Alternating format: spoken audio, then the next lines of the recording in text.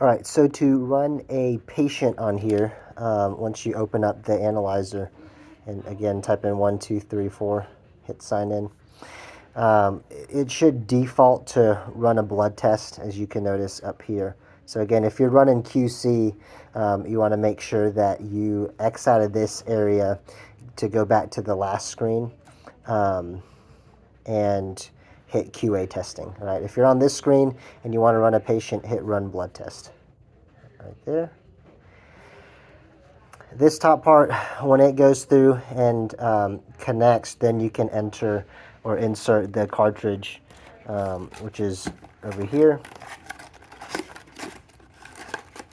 into the analyzer like you did with the QC. Okay. If it says unable to connect to reader, sometimes you'll have to shut down the analyzer and reboot it up so it can connect to this part. As far as patient ID, you can type the patient's name in here. When it goes to select sample type, you can hit venous. Under select test, just hit all. And for patient information, if you scroll down and click on it, there's a spot to put their date of birth in. And that's really all that you need to fill in.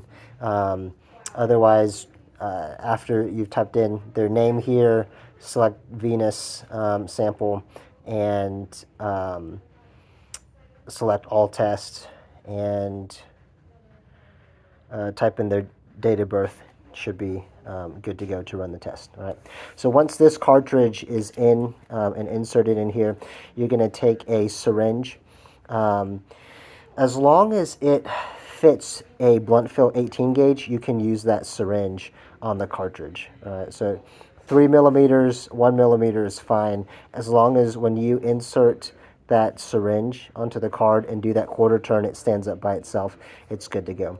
So usually you really only need to draw up like 0.5 cc's of patient blood, and make sure, again, you don't have any air bubbles at all in the sample. So if you want to dispense 1 drop of blood into on a paper towel, that way you make sure that as soon as you stick the syringe on there, it's just blood, there's no air in there. 1 smooth motion to press it down, and it should run it within 30 seconds, okay?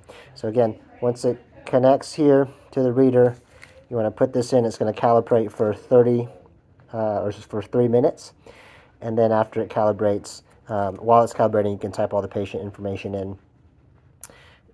Process the sample, take 30-45 seconds to run, and then at the top there will be that print button to send it to the printer. Right.